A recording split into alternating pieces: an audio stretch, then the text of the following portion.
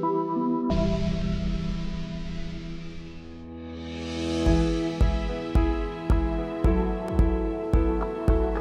adik-adik, selamat datang kembali di Maun Govilian Channel. Kali ini kakak akan kembali membahas informasi seputar sekolah kedinasan. Khususnya adalah si pencatar Kemenhub. Kali ini yang akan kakak bahas adalah informasi seputar pencantuman nama dan nik di bukti pembayaran formulir pendaftaran. Jadi, kalau kamu mendaftar di si pencatar Kemenhub, kamu diwajibkan untuk membayar biaya formulir pendaftaran. Jumlahnya itu berbeda-beda sesuai dengan sekolah kedinasan yang kamu pilih. Ketika kamu melakukan pembayaran biaya formulir pendaftaran ini, kamu diminta atau diwajibkan untuk mencantumkan nama dan nik di bukti pembayarannya. Tujuannya adalah untuk memudahkan verifikasi oleh sekolah kedinasan yang kamu pilih. Namun ternyata banyak sekali adik-adik yang lupa mencantumkan nama dan nik di bukti pembayaran formulir pendaftaran ini. Akibatnya muncul berbagai pertanyaan. Di antaranya adalah, apakah jika lupa mencantumkan nama dan nik nanti akan otomatis gagal lolos verifikasi administrasi?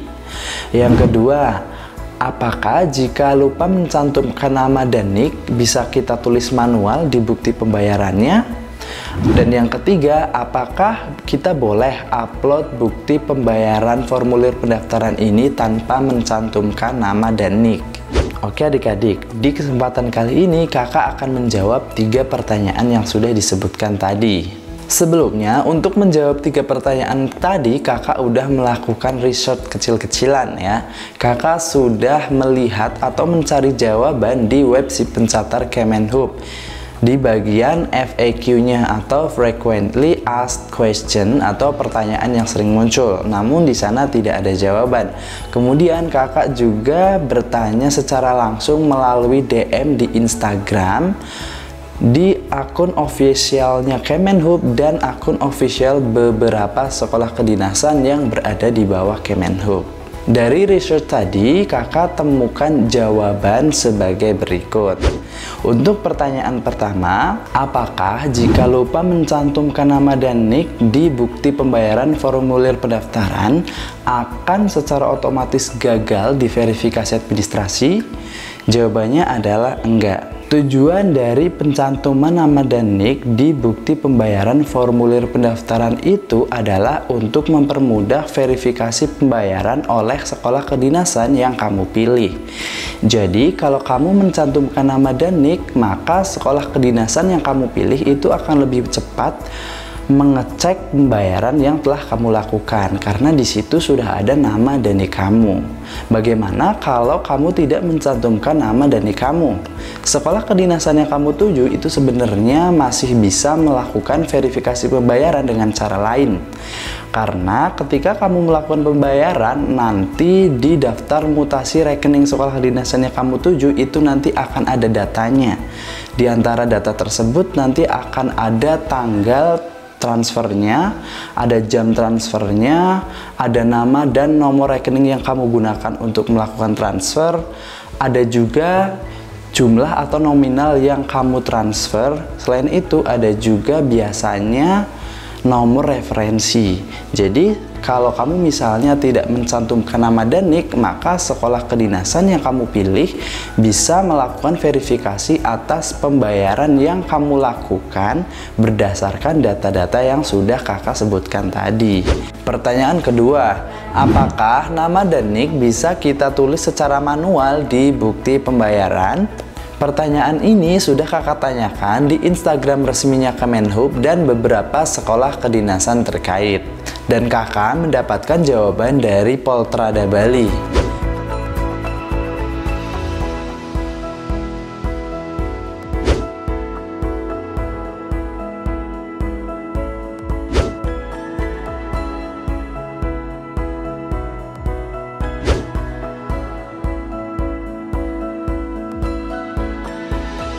Ketentuan di Poltrada Bali, nama dan nik ini boleh ditulis secara manual. Karena menurut Poltrada Bali, nama dan nik ini tujuannya adalah untuk mempermudah verifikasi. Kemudian bagaimana dengan sekolah kedinasan lain? Semoga sekolah kedinasan lain juga menerapkan kebijakan yang sama ya. Karena tujuan pencantuman nama dan nik ini adalah mempermudah proses verifikasi pembayaran oleh instansi terkait. Bahkan seandainya nama dan nik ini tidak dicantumkan pun, sekolah kedinasan tersebut sebenarnya bisa melakukan verifikasi dengan data lain seperti yang sudah kita jawab di pertanyaan pertama tadi. Kemudian pertanyaan ketiga, bagi peserta yang sudah terlanjur upload bukti pembayaran tanpa mencantumkan nama dan nik, apakah data pembayarannya bisa diverifikasi?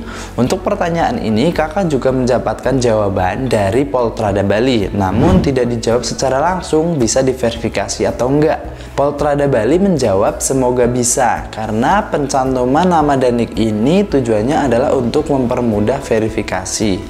Jadi kalau kamu tidak mencantumkan nama dan nik dan sudah terlanjur upload bukti pendaftaran, itu data pembayaran kamu tetap bisa diverifikasi dengan data-data yang sudah kita sebutkan di pertanyaan tadi. Kemudian bagaimana dengan sekolah kedinasan lain? Sekali lagi, semoga sekolah kedinasan lain juga menerapkan kebijakan yang sama seperti yang dilakukan oleh Poltrada Bali.